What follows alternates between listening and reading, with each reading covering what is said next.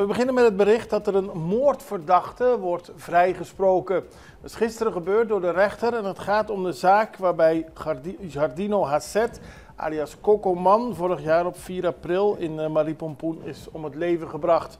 Daarvoor had het Openbaar Ministerie Shadrach G. voor de rechter gebracht. En volgens het Openbaar Ministerie is het duidelijk dat Shadrach de moord heeft gepleegd en er werd 15 jaar geëist. Maar de rechter die heeft dit omgezet in vrijspraak.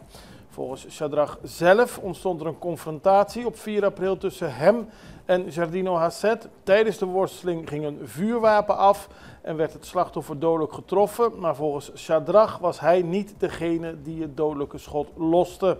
En volgens de rechter mag niemand veroordeeld worden op basis van aannames. Er waren geen concrete feiten en daarom mag Shadrach gaan. Hij zat vast en die straf die blijft staan omdat hij weggelopen is met het wapen.